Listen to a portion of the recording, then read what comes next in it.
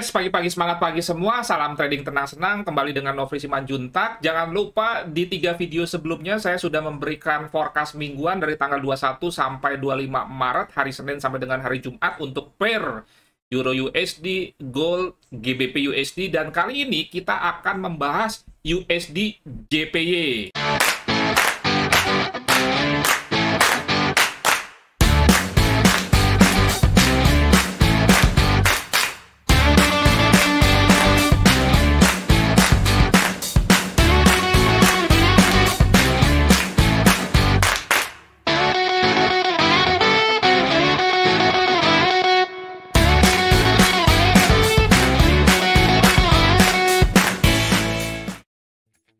Minggu lalu kalau kita bicara mengenai data yang dirilis dalam kaitannya dengan yen, USD tidak perlu kita bahas karena sudah disampaikan dalam Euro USD dan Gold.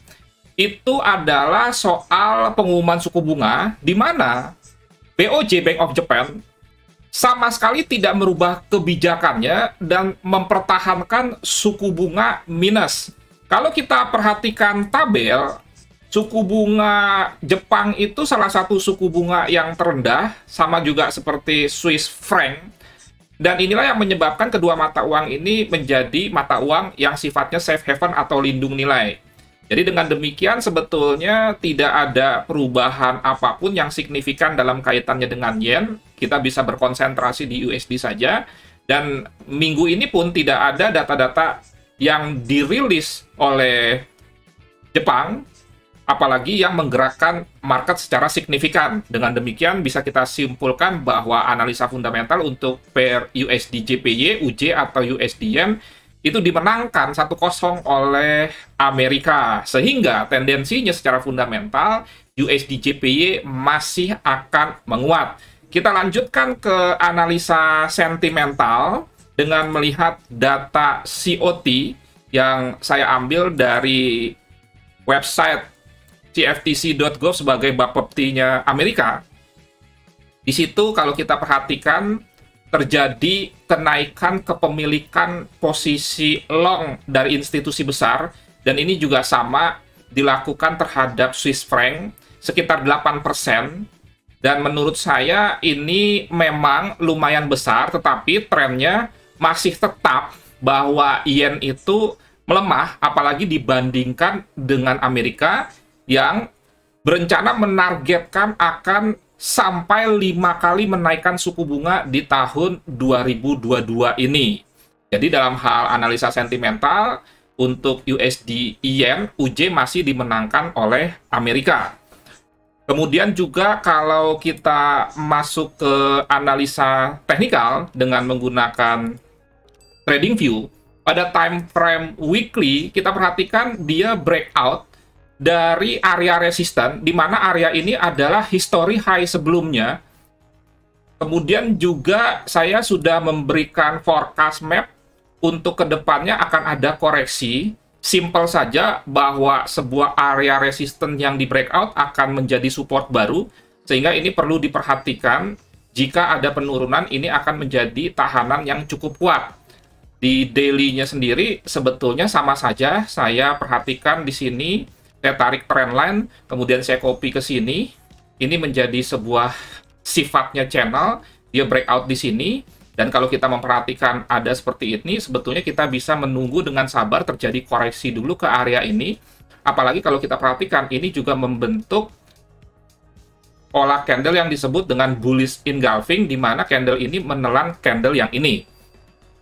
Oh ya, tambahan informasi juga, saya kembali lagi mengingatkan, karena ini cukup penting ya kalau Anda berminat mengikuti seminar gratis tetapi materinya tidak abal-abal, bahkan Anda nanti mendapatkan makan malam karena ini diselenggarakan malam. Tetapi sekali lagi saya ingatkan, bukan hanya sekedar makan malamnya, tetapi yang penting adalah edukasi dan live tradingnya. Makanya diselenggarakan di hari biasa dan malam, supaya Anda merasakan the real of trading, bertempat di Aston Kartika Grogol. Tempat terbatas hanya 100 seat saja. Sejauh ini sudah sekitar 50 sampai dengan 60 seat terisi. Dan kalau Nina nanti sudah 200, kita akan memilih 100 orang isi formulir di www.bit.ly/recfinex-mar22.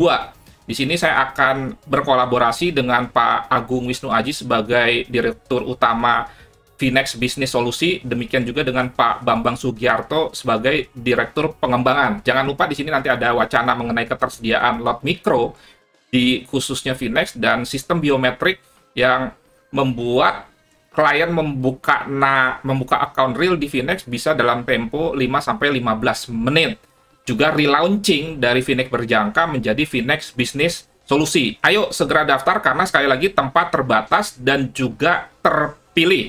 Kita lanjut ke H4 sekarang untuk menajamkan bagaimana kira-kira trading plan kita di minggu ini.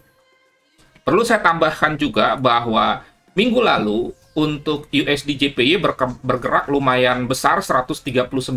Ini tentunya karena pengumuman suku bunga Amerika, biasanya 150-an pip menjadi 209 pip. Karena tidak ada berita-berita yang signifikan menggerakkan market, saya mengambil patokan minggu ini USD JPY bergerak 150 pip seperti biasanya. Dan ini saya buat menjadi patokan saja, 150 pip. Kemudian juga saya menemukan ini merupakan sebuah area support dengan beberapa alasan ya. Yang pertama, ini adalah bullish engulfing, di mana bullish engulfingnya ini sebetulnya dua kali. Ini yang pertama, candle ini menelan candle ini, kemudian ini yang kedua yang lebih jelas, candle ini menelan candle ini, candle yang ini. Dan kalau kita misalkan tarik Fibonacci, bisa saja dari sini, wave ini, ke sini, di H4.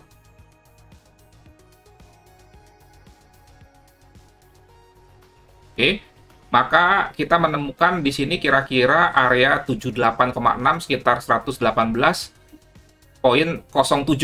Saya mencoba untuk menawar dengan buy limit di 118.15. Anda bisa meletakkan SL sekitar 50 pip, TP-nya sekitar sini, bisa kita ukur menggunakan toolbar yang ini untuk posisi buy, misalkan di sini. Ya. Nah, ini sekitar 50 pip.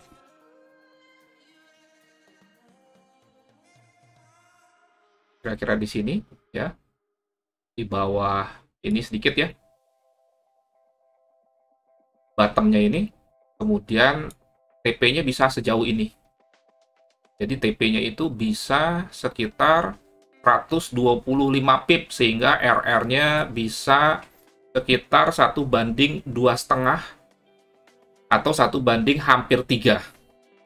Jadi cukup jelas. Sekali lagi saya ulang, ini merupakan area kita untuk sell karena ada bullish engulfing dua kali di sini, kemudian bisa juga Fibonacci. Dan ini sifat turunnya ini koreksi. Kalau Anda mau nge-sell di sini pun silahkan saja, tetapi ini sekali lagi bukan merupakan tren di D1 atau H4, sifatnya koreksi, sehingga bisa saja koreksi terjadi tidak sampai sini tetapi hanya sampai EMA 10 saja, sehingga nanti kalau ada hal seperti itu saya akan update di signal gratis premium di channel khusus dalam bentuk market execution, langsung buy, bukan buy limit lagi. Sekian, terima kasih, semoga bermanfaat dan menjadi berkat. Sekali lagi saya minta dukungan channel ini terus-menerus karena saya hanya ingin membantu para trader khususnya pemula yang sembarangan entry tanpa ada trading plan yang baik. Dan itu tentunya tidak akan menghasilkan sebuah keputusan yang juga baik, lebih banyak ke arah emosinya. Dan selalu saya katakan, plan your trade and trade your plan. Salam trading tenang-senang, sampai jumpa di kesempatan berikutnya. Nofri Simanjuntak, selamat malam, terima kasih.